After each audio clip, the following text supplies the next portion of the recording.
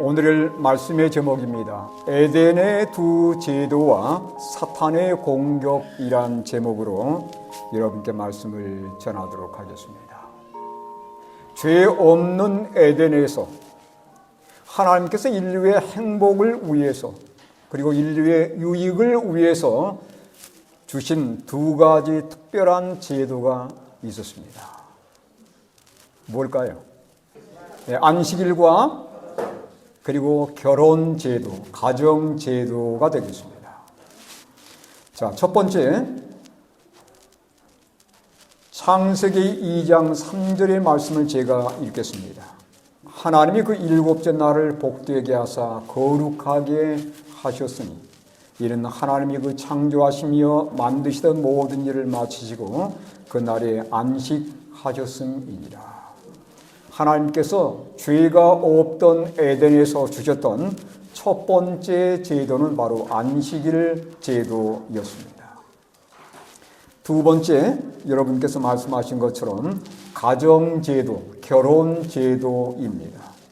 창세기 1장 27절로 28절에 보니 하나님이 자기 형상 곧 하나님의 형상대로 사람을 창조하시되 남자와 여자를 창조하시고 하나님이 그들에게 복을 주시며 하나님이 그들에게 이르시되 생육하고 번성하여 땅에 충만하라.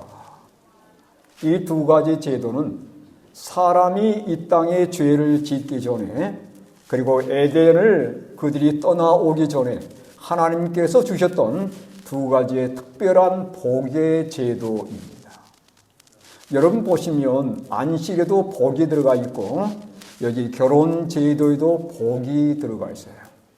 이 두 가지는 인간의 유익을 위해서, 복을 위해서 특별히 허락된 제도라고 하는 것을 다시 한번 성경 말씀에서 우리에게 말씀해 주고 있습니다. 영감의 글도 이렇게 우리에게 말씀해 주고 있습니다.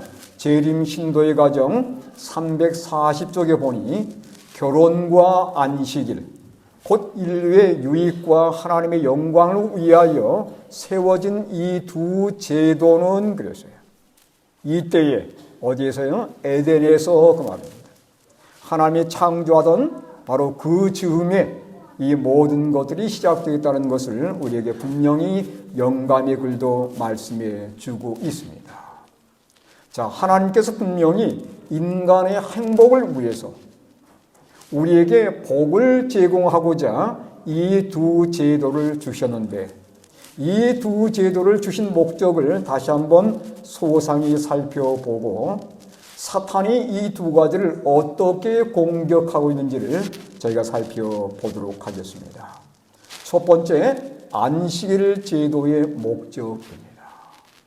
하나님이 안식일을 언급하면서 이렇게 말씀하셨어요. 하나님이 일곱째 날을 복되게 하사 거룩하게 하셨으니 그 다음 뭐라고 말씀합니까?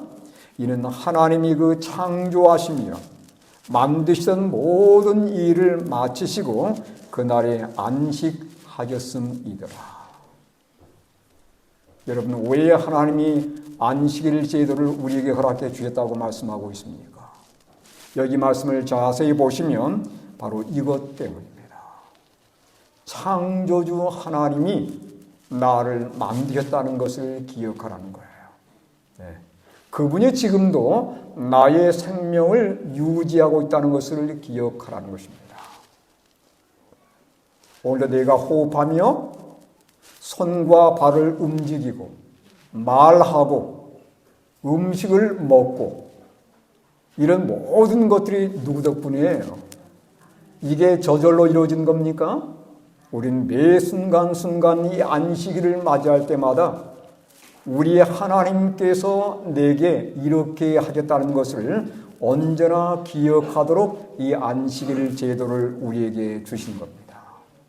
하나님이 살아계시고 그분께서 나를 만드셨고 그분께서 나를 유지하시기에 지금도 내가 말을 할 수 있고 지금도 내가 음식을 먹을 수 있으며 하나님 덕분에 사는 겁니다. 그래서 여러분, 이 안식일이 계속해서 우리 인간 사회에 준수되었더라면 이런 일은 없었을 거라고 분명히 우리에게 언급하고 있습니다. 영감의 글입니다. 살아남는 이들 382쪽에 보니 안식일을 계속 준수해 왔다면 사람들은 창조주를 기억하고 사랑하며 존경과 경배의 대상으로 삼았을 것이며, 따라서 그 다음 중요한 말씀입니다. 우상 숭배자나 무신론자 그리고 이교도는 하나도 생겨나지 않았을 것이다. 그러니까 하나님이 이 천지 만물을 창조하신 때부터, 그리고 우리에게 안식일을 기념으로 주셨는데, 이게 지금까지 계속해서 인류 역사에 준수가 되었더라면 누구는 없었을 거라고요? 우상 숭배자들은 없었을 것이며, 하나님이 없다고 주장하고 하나님을 믿지 않는 무신론자는 하나도 없었을 거라는 거예요. 나아가서 이교도, 이상한 신앙하는 사람들도 없었을 거라는 그런 말씀이에요. 그러니까 이 안식일은 정말 중요한 겁니다. 내가 어떤 존재이고 내 위에 정말 이 세계를 주관하시는 하나님의 살아계심을 인정하는 아주 중요한 날이 이 안식일 그 날이에요. 그런데 사탄은 이 날을 가만두겠습니까? 하나님을 기억하게 만드는 이 날, 사탄이 가만둘 리가 없는 거예요. 어쨌든 최고의 방해를 통해서 이 날을 우리 사람들에게서 빼버리기를 원하거나 이 날이 아닌 다른 날을 섬기도록 유도하는 것입니다. 그래서 하나님과 우리 사이의 관계가 끊어지게 만드는 것이 사단의 마지막 때의 전략인 거예요. 잘 보시기 바랍니다. 영감의 글입니다. 부조와 선지자 336쪽에 보니까 사탄은 사람들의 마음에서 하나님을 지워버리기 위하여 이 큰 기념물, 이게 뭘까요? 안식입니다. 이 큰 기념물을 파괴시키기로 마음먹었다. 사람들이 그들의 창조주를 잊어버리도록 만들 수 있다면 그들은 악의 세력을 저항하고자 전혀 노력하지 않을 것이며, 그들은 확실하게 누구의 밥이 되는 거예요? 사탄의 밥이 되는 것입니다. 그러니 안식일이야말로 하나님과 그의 백성들의 관계를 너무도 끈끈하게 만들어주는 요소란 말이에요. 이걸 끊어버리면 사람들이 하나님을 찾을 리가 없을 것이고, 다들 죄 가운데 방탕해서 사탄의 밥이 될 것을 사탄이 아는 겁니다. 그러니 어쨌든 이 날을 방해할 것이 틀림없는 거예요. 여러분, 어떤 방해가 있었습니까? 기독교인들이 많아졌잖아요. 그러니 하나님께 예배하는 것은 방해할 수는 없지만 하나님께 온전한 예배를 드리지 못하도록 할 수는 있는 것입니다. 그래서 어떤 회개를 쓰냐면 안식일을 바꿔버리는 거예요. 자, 여기 보겠습니다. 안식일을 뭘로 바꿨습니까? 일요일, 주일이란 이름으로 일요일로 바꿔버렸어요. 다시 말하면 창조의 기념일을 무엇에 대한 기념일로 바꾸냐면 태양의 기념일로 바꿔버렸습니다. 하나님을 완전히 싹 빼가버리는 거예요. 그래서 일요일 날을 끊임없이 예배 드리는 것은 하나님께 대한 진정한 예배가 아니고 성경이 말씀하기를 헛된 경배라고 분명히 우리에게 언급해주고 있습니다. 자, 어떻게 이런 시도를 하게 되는가? 우리가 역사적인 증거들을 너무도 많이 갖고 있어요. 321년 3월 7일입니다. 콘스탄틴 황제가 이런 칙령을 반포했어요. 존엄한 태양의 날에 도시의 재판관들과 주민들은 휴식을 취하고 모든 작업장은 문을 닫아야 한다. 그러나 시골에 거주하는 사람들은 농업에 자유롭게 종사할 수 있다. 예외를 두긴 했지만 거의 모든 작업장의 문을 닫도록 지시했습니다. 이게 바로 뭐냐면 오늘날 일요일이 휴일이 되게 된 최초의 기원이에요. 왜 오늘날 많은 사람들이 일요일날 직장에 가지 않는 겁니까? 이게 언제 시작된 거냐면 이때 시작된 거예요. 네, 많은 사람들이 일요일을 이런 쉼의 날로 이렇게 받아들이게 되면서 교회도 변화하기 시작하는 겁니다. 사람들이 일요일 날 쉬기 때문에 가급적인 예배일도 우리가 그날에 맞추면 좋겠다는 결정을 교회가 따라가게 되는 거예요. 364년 라오디게아 총회에서 이런 결정을 내립니다. 여기 29항이에요. 기독교인은 유대인처럼 안식일, 토요일을 지켜서는 안 되며 주의 날, 일요일에 일하지 말고 예배하라. 이게 교회의 결정이었습니다. 성경의 결정이 아닙니다. 하나님은 끊임없이 하나님 백성들에게 창조주를 만나고 창조를 기념하는 그날에 예배하도록 하나님께서는 우리에게 요구하시지만 사탄은 어쨌든 우리 사람들의 마음속에서 하나님을 지워버리기 위해서 하나님께 예배드리는 날이 아닌 태양신에게 예배드린 날로 완전히 예배를 바꿔버리고 있습니다. 교회가 여기에 동조한 거예요. 이 세상의 가르침을 따라다 보니까 결국은 교회도 일요일을 예배드리게 된 것입니다. 이것만이 아니에요. 여러분, 이게 마지막 때는 어떤 식으로 변모되냐면 이렇게까지 될 것입니다.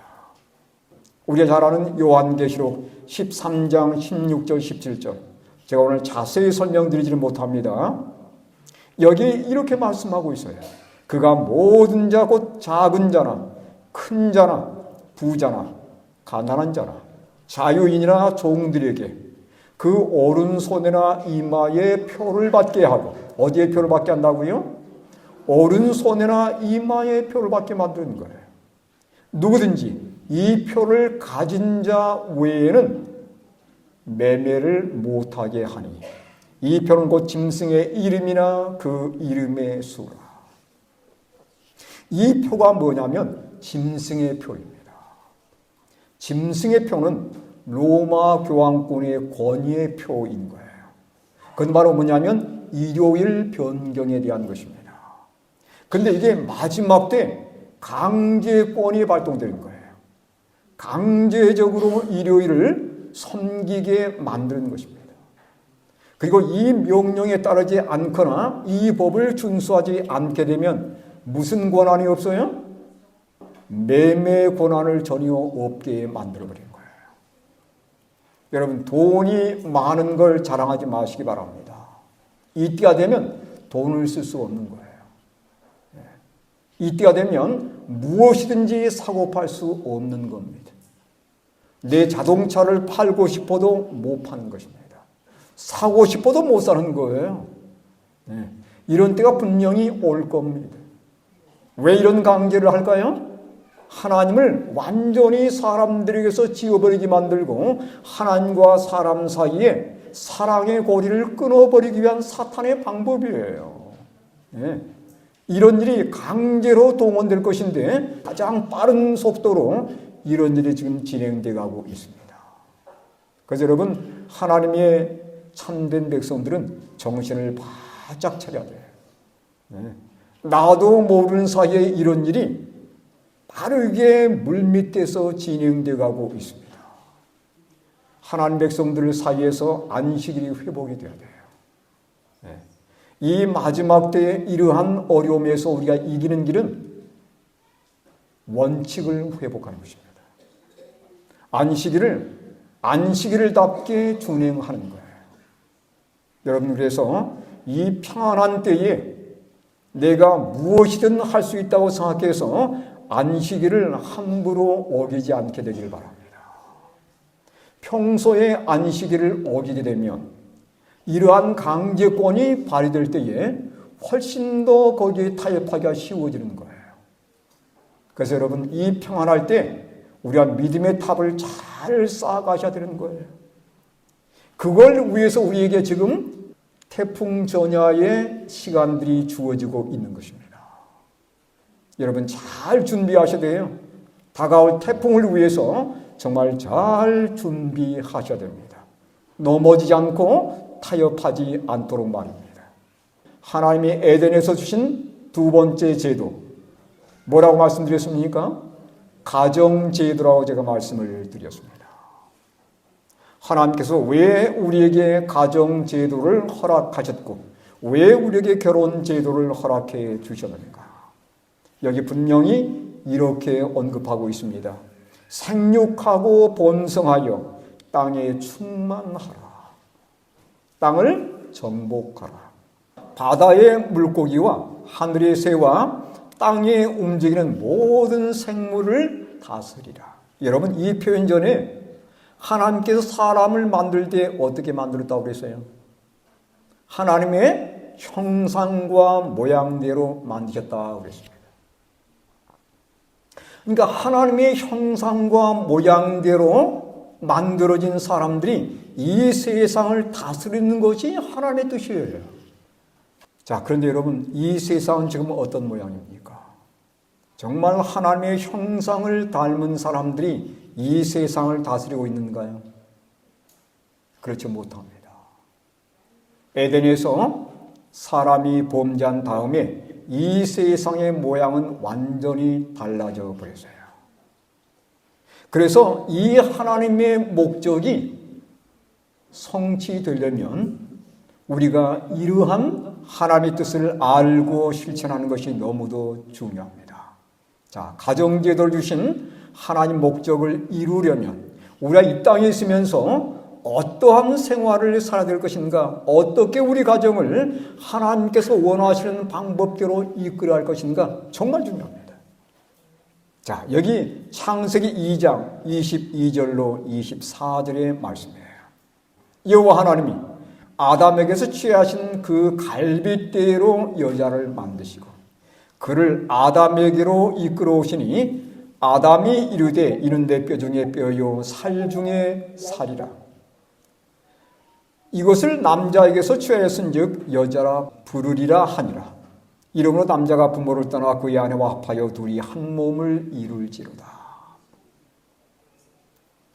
여러분, 이 가정제도가 하나님께서 원하시는 뜻 가운데 이루어지려면 이 말씀을 잘 명심하시고 이 말씀이 우리의 가정에서 온전히 실행될 수 있다면 우리가 하나님의 그 목적을 얼마든지 이룰 수 있다는 것입니다. 첫 번째요, 하나님이 사람을 지으실 때 사람을 흙으로 지으신 다음에 여자를 어떻게 만들었다고 했습니까? 갈빗대로 만들었다고 말씀하고 있습니다. 왜 하필이면 갈빗대일까요? 머리뼈도 아니고 발에 있는 뼈도 아닙니다. 그것은 어떤 의미가 있냐면 이런 의미가 있는 거예요. 여기 부조와 선지자 46쪽의 말씀입니다. 하와는 아담의 옆구리에서 취한 갈빗대로 지음을 받았다. 그것은 여자가 머리가 되어 남자를 지배하거나 열등한 존재로 마구 짓밟힘을 당해서는 안 될 것이라는 것과 동등한 자로서 그의 곁에 서서 그의 사랑과 보호를 받아야 한다는 것을 의미한다. 하나님께서 나의 갈빗대를 빼가지고 여자를 만드신 것입니다. 그러니까 여러분 옆에 계시는 배우자는 나의 갈빗대인 거예요. 네. 머리뼈도 아니고 다리뼈도 아닙니다. 동등하게 마치 노예 취급하지 말고 동등하게 취급하라는 거예요. 여러분, 안식일을 통해서는 우리가 하나님과 우리 사이의 사랑의 관계를 맺을 것이었습니다. 그런데 남편과 아내의 관계에서는 하나님께서 배운 그 사랑을 실천하도록 만든 거예요. 하나님께서 배운 그 사랑을 어떻게 나타낼 겁니까? 가정제도를 통해서 나타나기를 하나님께서 바라신 겁니다. 그러니 온전한 사랑이 이루어지려면 상대방을 동등한 입장에서 대해야 된다는 것이에요. 결코 종처럼 부려먹거나 아내가 남편 위에 군림해서도 결코 안 되고 정말 동등한 존재로 대접할 때에 우리 가정에 참된 사랑이 유지된다는 것을 여러분 꼭 기억하시기 바랍니다. 저는 가끔 이렇게 좀 우스갯소리를 해봅니다. 남자는 흙으로 만들었지만 여자는 뼈다귀로 만들었습니다. 그러니까 제가 볼 때 저보다 우리 집사람이 훨씬 더 강한 것 같아요. 예. 여자분들은 정말 강합니다. 예. 아이를 키우는 거 보세요. 얼마나 강합니까? 예. 여자분이 훨씬 더 강합니다. 왜냐하면 뼈다귀로 만들기 때문에 그렇습니다. 여기 창세기 2장 23절에 보면 아담이 이르되 이는 내 뼈 중에 뼈요 살 중에 살이라. 이것을 남자에게서 취하였은즉 여자라 부르리라 하니라. 내 옆에 있는 아내 그리고 남편은 내 제2의 자신임을 기억하라는 것입니다. 여기 영감이 이렇게 말씀합니다. 재림신도의 가정 25쪽입니다. 남자의 일부로서 뼈 중에 뼈요 살 중에 살인 여인은 아담의 제2의 자이다. 이는 이 관계에 있어서 존재해야 할 밀접한 연합과 애정 깊은 결연을 뜻하는 말이다. 그러니까 얼마나 밀접한 관계입니까? 네. 내가 누리는 모든 고통과 기쁨 그게 아내 것이고 아내의 고통이 바로 나의 것이 되어야 된다는 거예요. 네. 근데 우리는 아내의 고통이나 아내의 어려움을 불구경하듯이 할 때가 꽤 있습니다. 제가 볼 때 참 이 말씀 보면서 제가 많이 반성을 했어요. 내 뼈 중에 뼈요 살 중에 살이라고 성경은 분명히 언급하고 있습니다. 이건 밀접한 연합의 관계, 정말 애정 깊은 결연을 뜻하는 것입니다. 그래서 여러분 내 옆에 앉아 계시고 우리 옆에 함께 주무시는 이 내 남편과 아내가 정말 내 제2의 자임을 기억하면서 그들의 고통을 함께 나누고 기쁨도 함께 나누는 그러한 사랑의 관계를 계속 이루어갈 수 있기를 간절히 바랍니다. 여기 보시면 또 이렇게 말씀하셨어요. 창세기 2장 24절에 이름으로 남자가 부모를 떠나 그의 아내와 합하여 둘이 한 몸을 이룰지로다. 둘이 합하여 몇이라고 그랬습니까? 하나라고 분명히 말씀하세요. 여러분 남편과 아내는 하나가 되어야 되는 것입니다. 하나라고 말씀하세요. 그러니까 하나 더하기 하나는 결코 둘이 아닙니다. 하나라는 거예요. 자, 이게 이루어지려면 어떻게 되겠어요? 지금까지 아내를 만나기 전에 또는 남편을 만나기 전에 내가 개인적으로 형성했던 좋지 못한 습관들을 반드시 버려야 되는 것입니다. 그렇죠? 내 절반을 양보를 해야 돼요. 내 절반을 양보할 때만이 결국은 1 더하기 1이 되는 것입니다. 그렇지 않고는 1이 될 수가 없는 거예요. 반드시 내 절반을 양보를 해야 되는 것입니다. 여러분 나의 주장이 맞을지라도 상대방을 배려하는 정신 정말 중요합니다. 이러한 정신이 우리 가정에 깃들어 있다면 여러분 이런 가정이 뭐가 될 것 같아요? 바로 천국이 되는 것입니다. 사탄은 이런 가정의 목적을 알기 때문에 가정을 망가뜨리기 위해서 최선을 다하고 있는 거예요. 왜냐하면 가정이 망가지면 뭐가 망가질까요? 교회가 망가질 것입니다. 사탄은 그걸 아는 거예요. 네, 교회를 망가뜨리기 위한 가장 첫 번째 방법은 가정을 무너뜨리는 것입니다. 그래야 온전한 신앙할 수가 없게 되는 거거든요. 이걸 알고서 사단은 하나님께서 우리에게 복의 제도로 주었던 이 제도를 망가뜨리기 위해서 최선을 다하고 있는 거예요. 여러분 그래서 여기 변형된 이러한 모습들을 보시기 바랍니다. 이 가정제도를 무너뜨리기 위해서 사탄은 이것들을 끊임없이 세상에 소개하고 있습니다. 동성연애, 자폰, 일부다처. 대한민국은 일부다처를 허락하지 않습니다. 그러나 아내 외에 다른 애인을 가지고 있는 것, 이건 이런 것에 해당되는 거예요. 이건 아주 위험한 것입니다. 이건 하나님의 복의 제도를 깨뜨리는 거예요.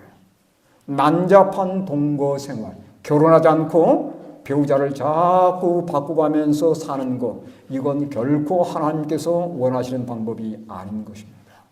이혼, 폭력과 또한 도덕적인 불륜 때문에 이혼을 겪는 경우들이 너무도 많습니다.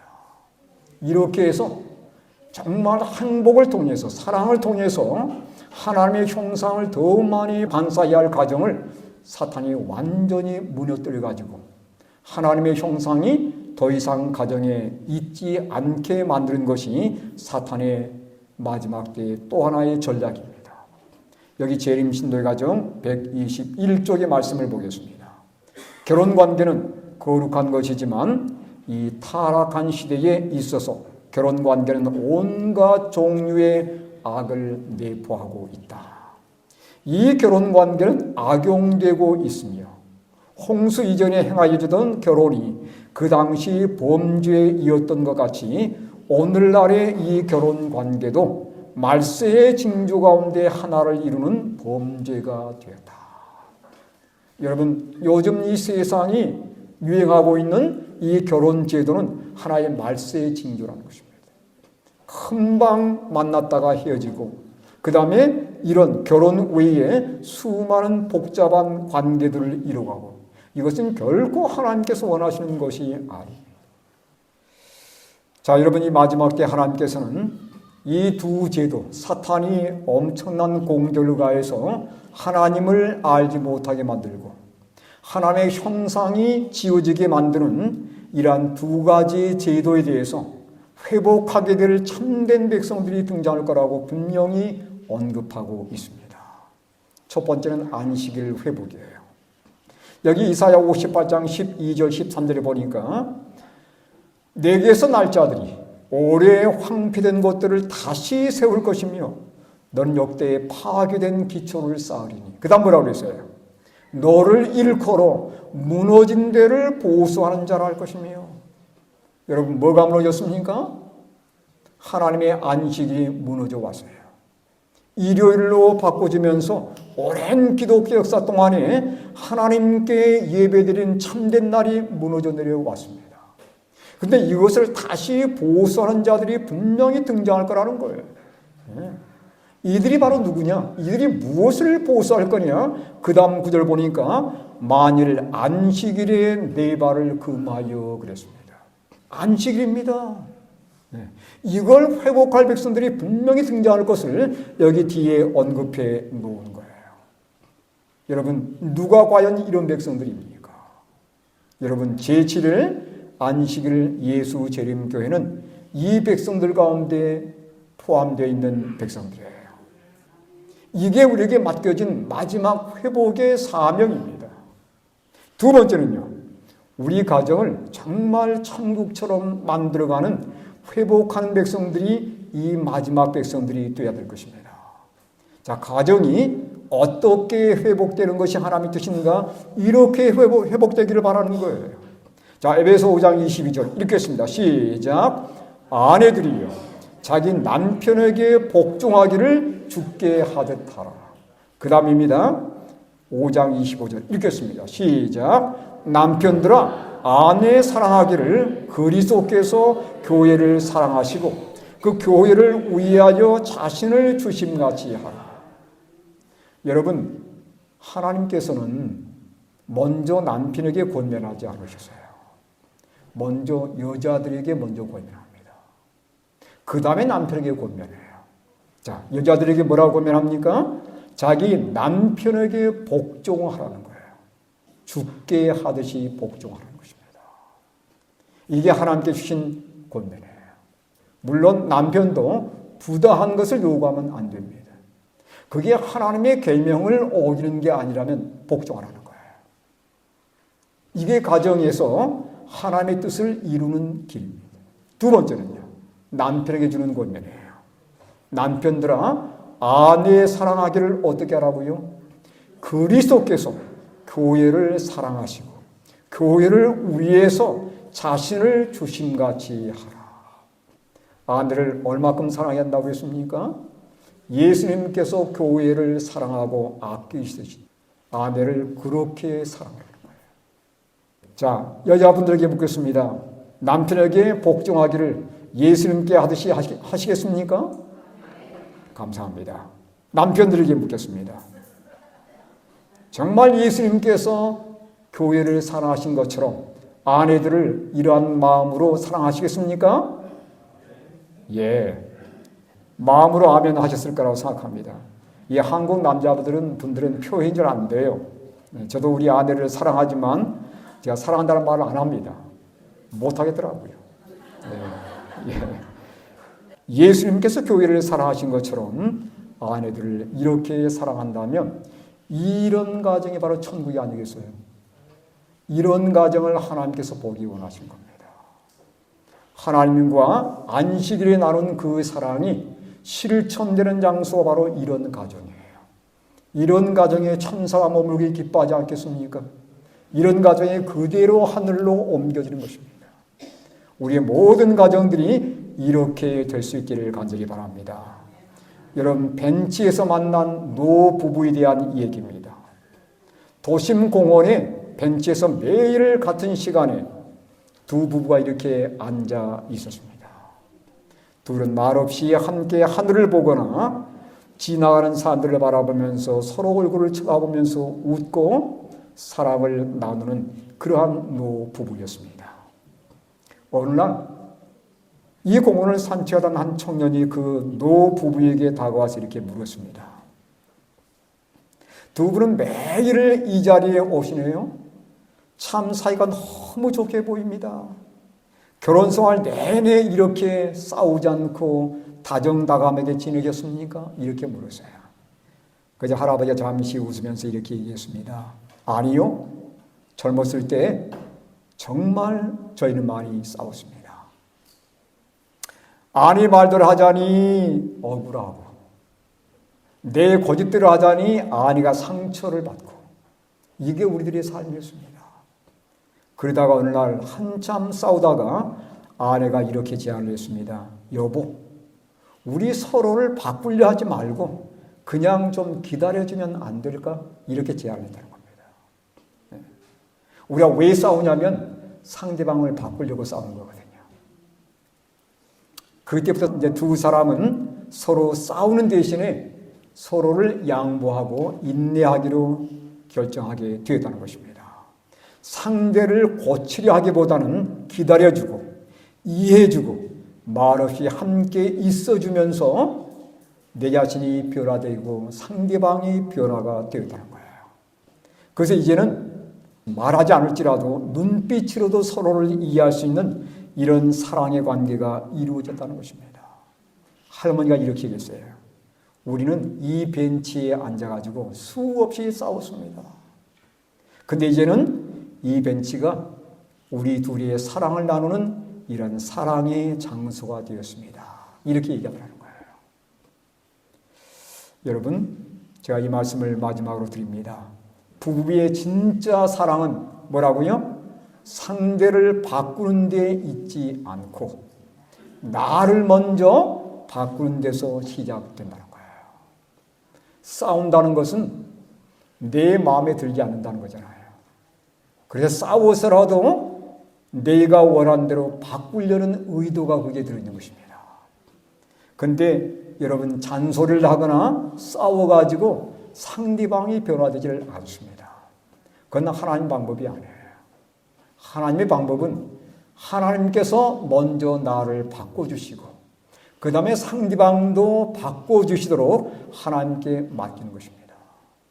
이럴 때 우리 가정은 아내는 진정 예수님을 대하듯이 남편을 존경하게 될 것이고 남편은 그리스도께서 교회를 사랑하시는 그러한 심령으로 아내를 사랑하는 남편들이 될 것입니다.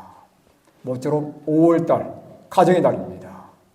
안식일을 통해서 하나님과의 관계를 회복하시고 또 이 사랑의 관계를 우리 가정들에서 실천하셔서 하나님께 영광되는 가정, 우리의 가정이 천국에 대해서 그대로 하늘로 승천하는 그러한 복의 가정 되시기를 간절히 바라면서 오늘 말씀을 마치도록 하겠습니다.